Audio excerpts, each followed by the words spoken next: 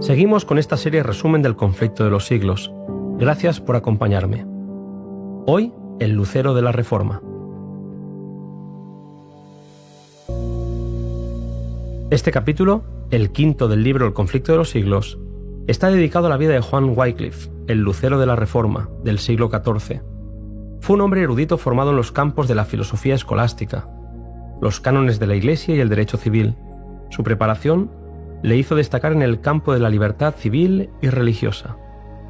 Habiendo experimentado un vacío que ni sus estudios superiores ni las enseñanzas de la Iglesia podían llenar, Wycliffe se consagró a investigar las Escrituras.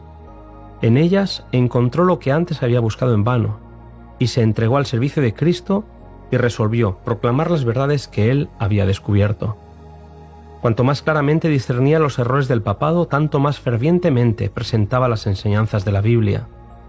La Iglesia no tardaría en llenarse de ira al ver que las claras verdades del Evangelio presentadas por el Reformador eran acogidas con gozo por las multitudes. Abundaban en Inglaterra religiosos dedicados a la mendicidad, personas que vivían de la caridad y que se ganaban la vida a costa de sus servicios a favor de la Iglesia romana.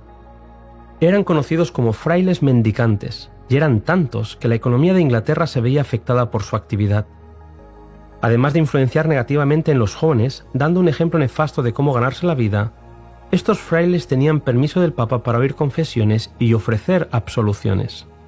Los criminales iban a ellos y obtenían el perdón a cambio de unas monedas, por lo que los vicios más asquerosos abundaban en aquella sociedad inglesa.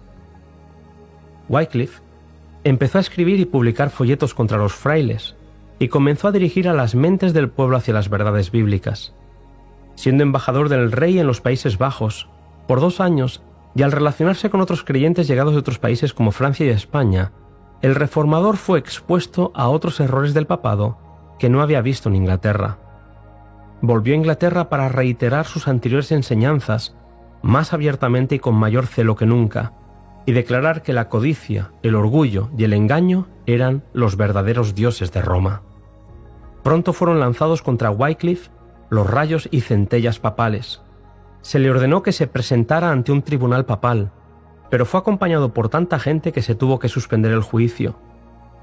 El Papa Gregorio XI quiso la muerte del reformador inglés, pero fue él quien encontró la muerte y a raíz de eso fueron escogidos 2 papas rivales que, pretendiendo infalibilidad, reclamaban obediencia. Esta lucha de poder debilitó al papado y Wycliffe pudo descansar por algún tiempo. En un folleto que publicara, El cisma de los papas, exhortó a la gente a considerar si ambos sacerdotes no decían la verdad al condenarse el uno al otro como anticristos. El profesor de Oxford se propondría la mayor obra de su vida, la traducción de las Escrituras al idioma inglés. Muchos y grandes fueron los obstáculos que tuvo que vencer para llevar a cabo esa obra, pero lo consiguió. Entregó en manos del pueblo una versión de la Biblia que ellos podrían leer. Había iluminado Inglaterra con una luz que jamás se extinguiría. Una y otra vez Roma quiso acallar la voz de Wycliffe, al que se le llegó a ordenar que viajase a la capital del imperio para ser juzgado por un tribunal papal. Los planes de Dios eran otros para el envejecido reformador, que fue llamado al descanso sin que sus enemigos pudieran hacerle mal alguno. Los papistas habían fracasado en su intento de perjudicar a Wycliffe durante su vida, y su odio no podía aplacarse mientras los restos del reformador siguieran descansando en la paz del sepulcro. Por un decreto del Concilio de Constanza, más de 40 años después de la muerte de Wycliffe, sus huesos fueron exhumados y quemados públicamente, y las cenizas arrojadas en un arroyo cercano. Elena White concluye este capítulo dedicado a este gran hombre con las siguientes palabras: una mano divina estaba preparando el camino de la gran reforma. Se abriría una puerta que nadie sería capaz de cerrar. Querido amigo, quiero que sepas que me encanta recorrer la historia contigo. Espero que nos podamos encontrar en el siguiente capítulo. 2 héroes de la Edad Media.